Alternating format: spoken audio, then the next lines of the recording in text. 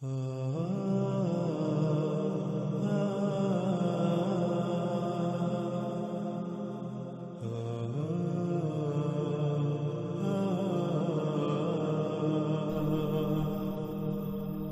اسی طرح اللہ سبحانہ وتعالیٰ آگے کہتے ہیں، کیا نہیں سیر کی زمین میں؟ پس دیکھا کیسا ہوا تھا انجام ان کا جو ان سے پہلے تھے، اور وہ تھے ان سے کہیں زیادہ بڑھ کر قوت میں، یعنی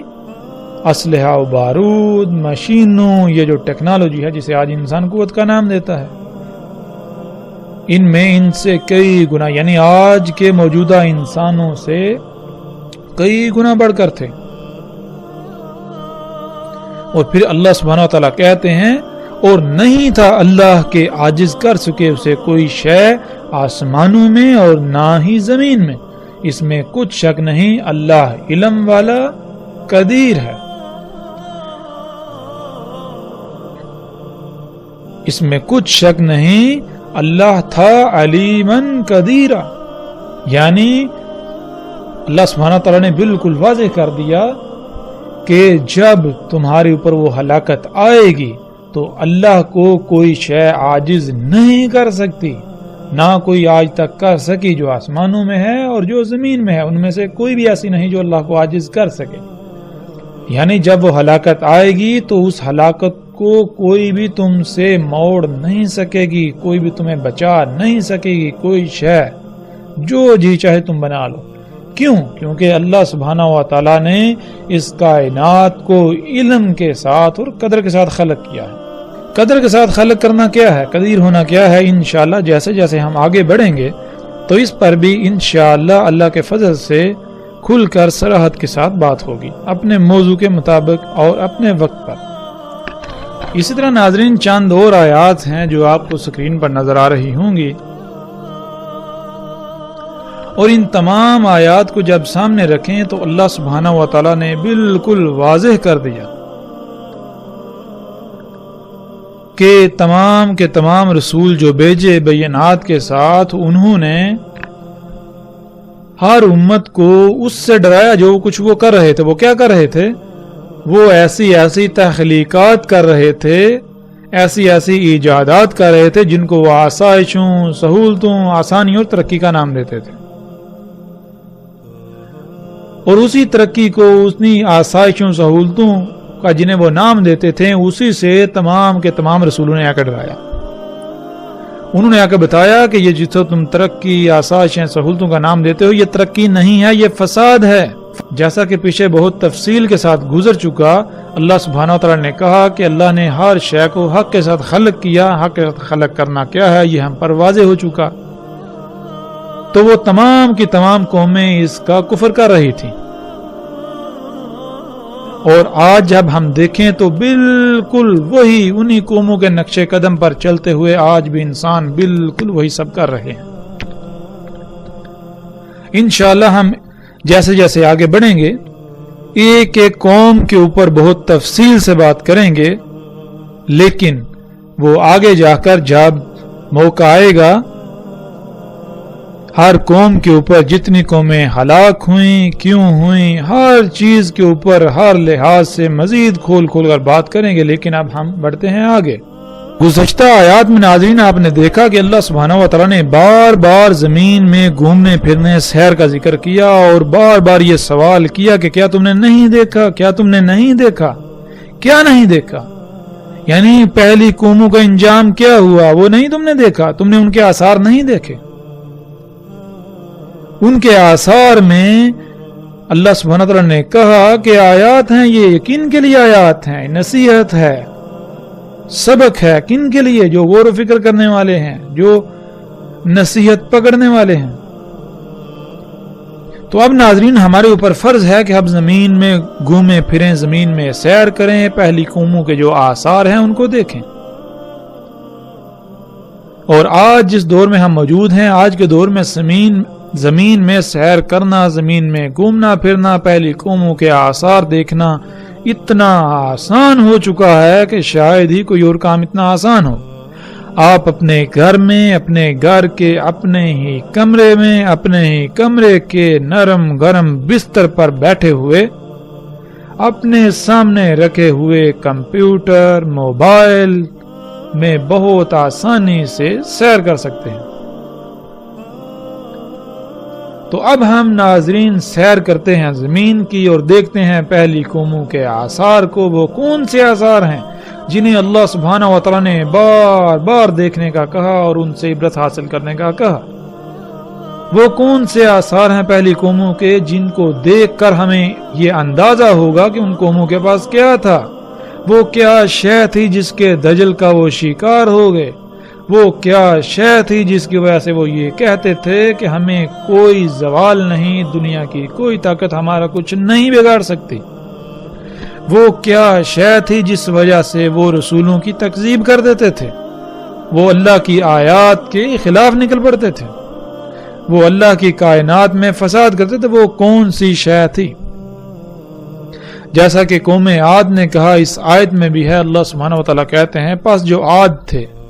پس استکبار کیا، یعنی وہ زمین میں بڑے بن بیٹھے، زمین کی تمام مخلوقات کو یہ کہتے تھے کہ ہماری غلامی کرو، ہماری بات مانی جائے گی، حالانکہ ان کو اس کا حق نہیں تھا، اور تھے وہ بہت بڑھ کے قوت میں سے، وہ قوت میں بہت بڑھ کے تھے، یعنی کہ ان کے پاس اسلحہ، بارود، مشینیں، ٹیکنالوجی، یہ جو قوت ہے بہت زیادہ تھی، اور وہ یہ کہتے تھے کہ کون ہے جو ہم سے بڑھ کر قوت میں ہے، جو ہم سے قوت میں بڑھ کر ہے۔ اور ناظرین یہاں یہ بات ذہن میں رکھنی چاہیے کہ وہ زبان سے ایسا ہرگز نہیں کہتے تھے، نہ ہی آج تک کسی نے زبان سے یہ دعویٰ کیا کہ کون ہے جو ہم سے قوت میں بڑھ کر ہے، بلکہ یہ انسان کے اعمال کی زبان ہے۔ قوم عاد کے پاس جو ٹیکنالوجی، جو مشینیں، جو کچھ تھا، ان کے بل بوتے پر ان کے اعمال کی یہ زبان تھی کہ کوئی بھی ان سے قوت میں بڑھ کر نہیں ہے۔ تو اللہ سبحانہ و تعالیٰ کہتے ہیں کیا تم نے نہیں دیکھا کہ اللہ ہی وہی ذات ہے جس نے تمہیں خلق کیا اور وہی تم سے بڑھ کر ہے قوت میں؟ اور آگے اللہ سبحانہ وتعالیٰ کہتے ہیں اور وہ تھے اللہ کی آیات کے ساتھ جہد کرنے والے،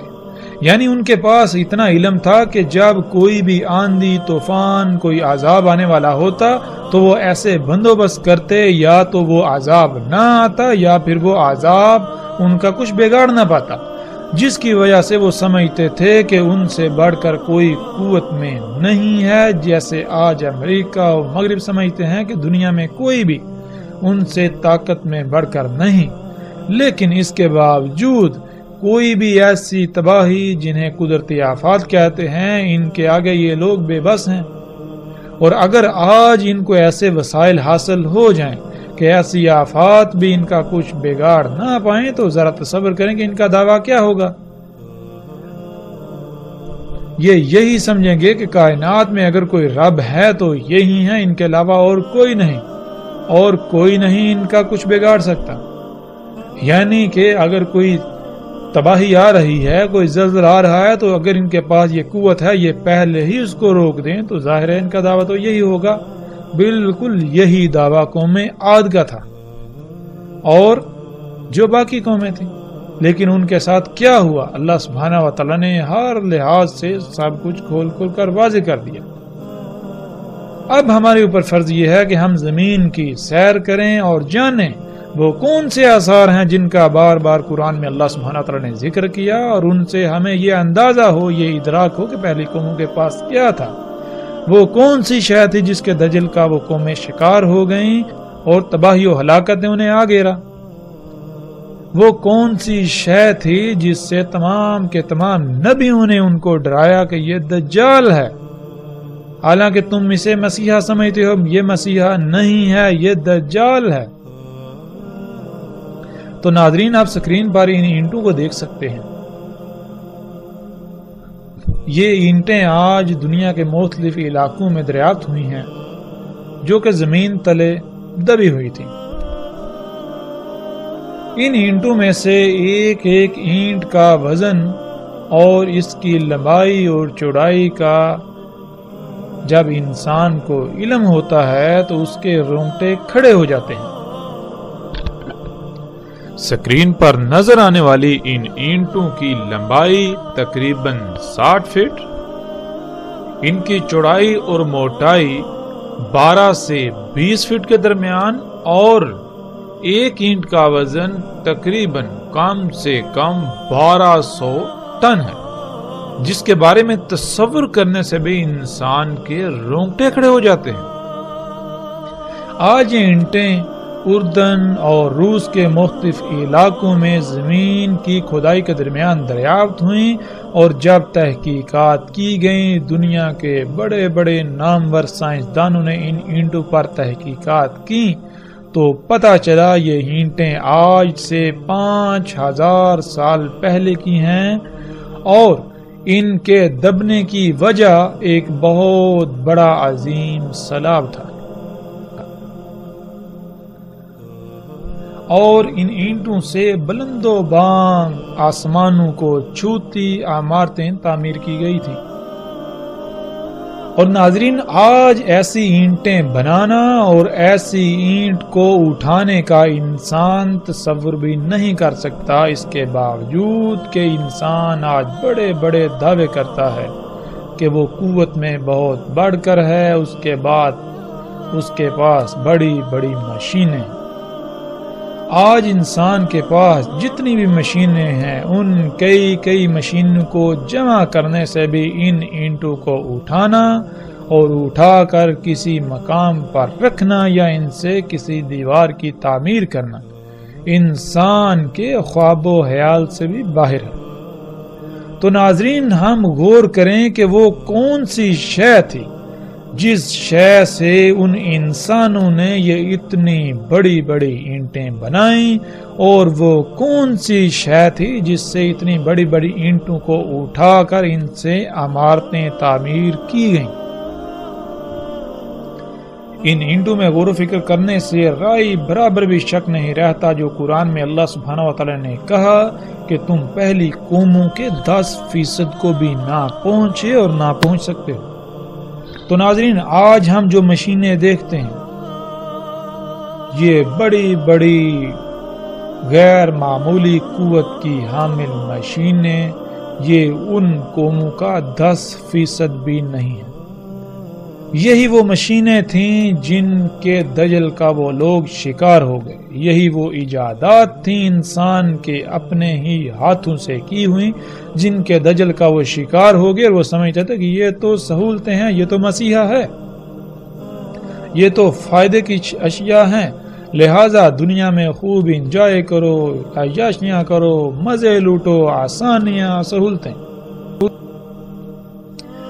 ناظرین، آج جن سائنسدانوں نے، بڑے بڑے نامور سائنسدانوں نے ان اینٹوں کے اوپر تحقیقات کی تو انہوں نے یہ بات کی کہ اول تو یہ کام انسان کا نہیں ہے، اور اگر کسی بھی صورت یہ یقین دلا دیا جائے یا یہ مان لیا جائے کہ یہ کام انسان کا ہی ہے تو جن انسانوں نے یہ کام کیا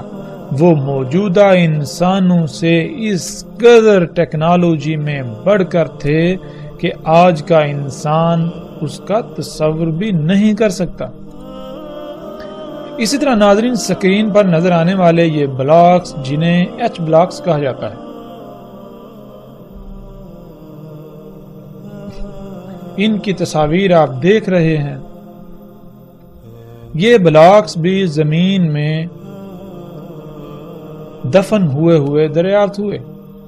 ناظرین، یہ بلاکس ایسے ہیں کہ آج دنیا کے بڑے بڑے نامور سائنسدانوں اور دنیا کی بڑی بڑی نامور یونیورسٹیوں، ریسرچ سینٹروں، اداروں نے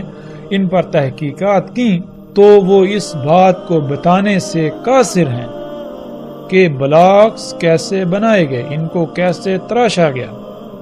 ان کا وزن، ان کا ڈیزائن، ان کو تراشنا آج کے دور میں ناممکن ہے۔ ان بلاکس کو اتنی صفائی کے ساتھ اور ریاضی کے پیچیدہ ترین اصولوں کے تحت کیسے تراشا گیا؟ ان بلاکس کو ان نظر آنے والے ڈیزائنز میں کس طرح کاٹا گیا؟ ان تمام سوالات کے جوابات دینے سے آج دنیا کے بڑے بڑے سائنسدان قاصر ہیں۔ وہ بالکل ایسے ہیں گویا کہ ان کے منہ میں زبان ہی نہ ہو۔ اور پھر وہی بات، وہ یہی کہتے نظر آتے ہیں کہ اول تو یہ کام انسان کا نہیں ہے، کیونکہ ریاضی کے اتنے پیچیدہ ترین اصولوں قوانین کی بنیاد پر ان بلاکس کو تراشنا اور جن ڈیزائنوں میں یہ بلاکس تراشے گئے یہ ناممکن ہے۔ اور اگر یہ یقین دلا دیا جائے یا یہ مان لیا جائے کہ یہ حقیقتاً انسانوں کا کام ہے، تو جن انسانوں نے یہ کام کیا، جن انسانوں نے یہ بلاکس تراشے، وہ آج موجودہ انسانوں سے نہ صرف ٹیکنالوجی میں انتہائی غیر معمولی حد تک آگے تھے، بڑھ کر تھے، بلکہ وہ انتہائی غیر معمولی ذہانت رکھنے والے تھے۔ اور آج کا انسان ان کا مقابلہ کرنے کا تصور بھی نہیں کر سکتا۔ پھر اسی طرح ناظرین، جو تصاویر ابھی آپ سکرین پر دیکھ رہے ہیں، یہ خطہ ہند میں ملک پاکستان کے صوبہ سندھ کی ہیں، جنہیں دنیا موہنجو داڑو اور ہڑپا کے نام سے جانتی ہے۔ ناظرین، بہت عرصہ تک یہ تباہ شدہ شہروں کے کھنڈرات دنیا کی توجہ کا مرکز بنے رہے۔ بڑے بڑے نامور سائنسدانوں نے ان کے اوپر تحقیقات کی، دنیا کی یونیورسٹیوں کی بڑی بڑی نامور ٹیموں نے ان پر تحقیقات کی، لیکن وہ کسی نتیجے پر پہنچنے سے قاصر رہے۔ اور پھر دوسری جنگ عظیم میں امریکہ نے جب جاپان کے 2 شہروں پر ایٹمی بم پھینکے اور اس کے بعد صنعتی انقلاب کے نام سے فساد دن بدن بڑھتا رہا، اور آج جب انسان کو مزید غیر معمولی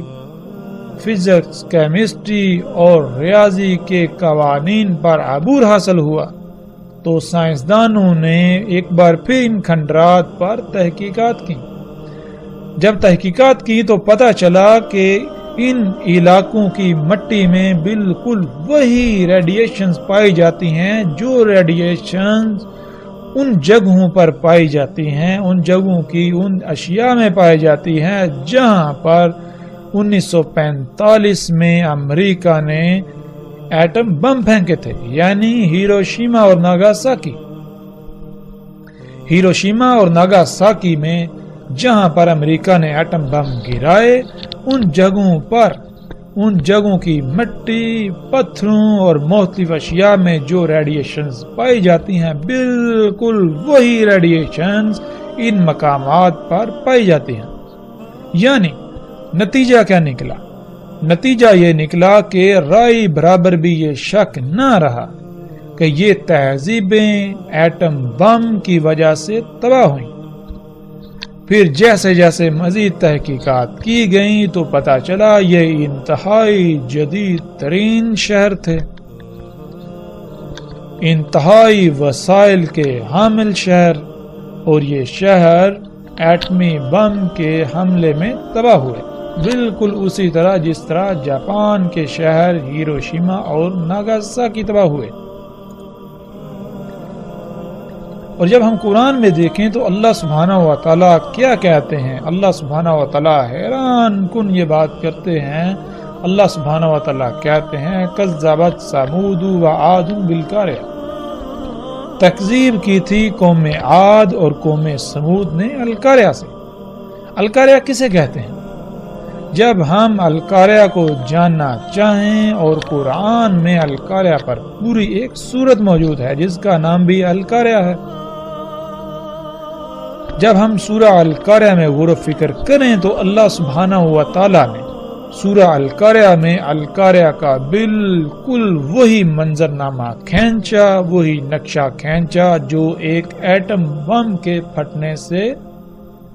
وقوع پذیر ہوتا ہے، ظہور پذیر ہوتا ہے۔ تو آج انہوں نے خود ہی یہ تصدیق کر دی، یعنی کہ آج کے انسان نے خود ہی یہ تصدیق کر دی کہ یہ تہذیبیں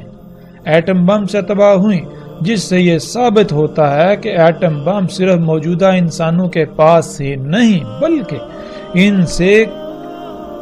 کئی صدیاں پہلے بھی انسان یہ سب بنا چکا تھا۔ ناظرین، قوم عاد جو ایک ایٹمی عالمی جنگ کا شکار ہوئی، اس کے آثار آج ہم پوری دنیا میں بکھرے پڑے دیکھ سکتے ہیں۔ انتہائی عجیب و غریب جدید ترین عمارتیں جو کھنڈرات کی شکل میں ایسے پڑی ہوئی ہیں گویا کہ ایک عظیم طوفان، انتہائی تیز رفتار شدت کی ہوا نے انہیں تہس نہس کر دیا ہو۔ اور بالکل جب ایٹم بم پھٹتا ہے تو بالکل ایسا ہی طوفان پیدا ہوتا ہے جس کا اللہ سبحانہ و تعالیٰ نے قرآن میں ذکر کیا، اور ایٹم بم سے پیدا ہونے والی لہروں میں جو آواز پائی جاتی ہے وہ بھی بالکل وہی آواز ہے جس کا اللہ سبحانہ و تعالیٰ نے قرآن میں ذکر کیا، ریحن سرسرن۔ یعنی کہ اگر آپ یوٹیوب پر جائیں یا اگر آپ ان لوگوں سے پوچھیں جنہوں نے ایٹمی بم کے تجربات کیے اور جو لہریں جو ہوا اس سے پیدا ہوئی اس میں کیسی آواز پائی جاتی ہے، تو آپ کو بتائیں گے بالکل وہی آواز جو عربی لہجے میں ان الفاظ کو ادا کرنے سے آواز پیدا ہوتی ہے۔ یعنی اللہ سبحانہ و تعالیٰ نے قرآن میں آج سے کئی صدیاں پہلے 14 صدیاں پہلے قرآن میں اتنے بڑے بڑے عجیب و غریب راز رکھ دیے، لیکن اپنے آپ کو مسلمان کہلانے والے، اپنے آپ کو علماء کہلانے والے ان لوگوں کے محتاج ہیں جن کو یہ اپنی زبان سے کافر و مشرک کہتے ہیں۔ جب وہ کوئی تحقیق کرتے ہیں، کوئی ریسرچ کرتے ہیں، کسی راز سے پردہ اٹھاتے ہیں تو اس وقت تو کہا جاتا ہے کہ یہ تو آج سے 14 صدیاں پہلے قرآن میں اللہ نے بیان کر دیا۔ لیکن سوال یہ پیدا ہوتا ہے کہ جب اللہ سبحانہ و تعالیٰ نے قرآن میں 14 صدیاں پہلے بیان کر دیا تو آپ کو پہلے نظر کیوں نہیں آیا؟ آپ کو اس وقت ہی نظر کیوں آیا جب جن کو آپ کافر و مشرکین کہتے ہیں وہ سامنے لے کر آئے؟ پھر ناظرین، جب ہم تاریخ کی کتابوں کا مطالعہ کریں تو ہمیں سنسکرت میں ایک تاریخی کتاب جو کہ ہند کے مشرکین کے ہاں انتہائی مقدس مقام رکھتی ہے، جس کا نام مہابھارتا ہے، اس میں دیکھیں تو اس میں ایسی تحریریں موجود ہیں جس میں یہ لکھا ہے کہ اس خطے پر یعنی موہنجو داڑو اور ہڑپا اس علاقے کا ذکر کرتے ہوئے، اس علاقے کے خد و حال بیان کرتے ہوئے یہ کہا گیا کہ اس خطے پر تسلط جمانے کی غرض سے دنیا کی کچھ طاقتیں آپس میں لڑ رہی تھی، اور وجہ کیا تھی؟ وجہ یہ تھی اس خطے میں زیر زمین قدرتی وسائل تھے، یعنی زیر زمین ایسی اشیاء تھیں جو انتہائی قیمتی تھی، جن کی وجہ سے، جن کے حصول کے لیے دنیا کی کچھ طاقتیں یعنی دنیا کی 3 طاقتیں آپس میں لڑ رہی تھیں، اور تینوں میں سے ہر ایک کا یہی لالچ تھا، ہر ایک کا یہی مقصد تھا کہ وہ غالب آ جائے اور یہ وسائل اس کی ملکیت میں چلے جائیں، اور یوں وہ پوری دنیا پر اپنا تسلط قائم کر لے۔ بالکل ویسا ہی نقشہ جیسا کہ آج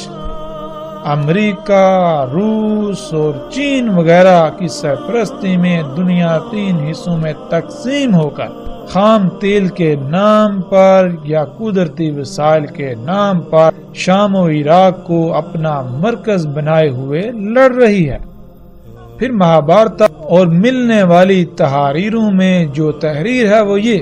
کہ ان شہروں کے باسیوں کو 7 دنوں میں شہروں کو خالی کرنے کی مہلت دی گئی، اور 7 دن بعد دنیا میں ایک عالمی جنگ کسی صورت پیدا ہو گئی۔ یہاں ایسے ہتھیاروں سے حملہ کیا گیا جو خودکار اڑتے ہوئے، یعنی میزائل، جن کے پھٹنے سے یہاں ایسی سفید آگ ظاہر ہوئی جو سورج سے 1000 گنا زیادہ گرم اور زیادہ روشن تھی۔ جہاں وہ ہتھیار پھٹے وہاں سب کچھ حرارت کی وجہ سے پگھل گیا اور یہ شہر زمین تلے دب گئے۔ قرآن میں اللہ سبحانہ وتعالی نے واضح صراحت کے ساتھ بتا دیا کہ یہ قوم عاد تھی جو القاریہ سے تباہ ہوئی۔ القاریہ یعنی عالمی ایٹمی جنگ۔ یہ دنیا میں اپنے انہی قدرتی وسائل سے بنائی جانے والی ٹیکنالوجی کی وجہ سے قوت میں اپنا کوئی ثانی نہ رکھتی تھی، اور یہ اس قوم کا دعویٰ تھا کہ کوئی بھی اس سے قوت سے بڑھ کر نہیں ہے۔ اور قوم سمود جن کے ہاتھوں قوم عاد تباہ ہوئی، جیسے آج دنیا میں قدرتی وسائل یعنی اللہ کے غیب کی تکذیب کی خاطر لڑائی جاری ہے، اس وقت بھی ایسا ہی تھا جیسے آج امریکہ کے مد مقابل کوئی نہیں، اسی طرح قوم عاد کے مد مقابل بھی کوئی نہیں تھا، اور جیسے آج روس امریکہ کے مد مقابل سر اٹھا رہا ہے اور سر اٹھا چکا ہے، اسی طرح اس وقت ایک دوسری قوم جسے قرآن میں اللہ سبحانہ وتعالی نے قوم سمود کہا، وہ تھی جس نے سر اٹھایا اور قوم عاد کی ہلاکت کا سبب بنی۔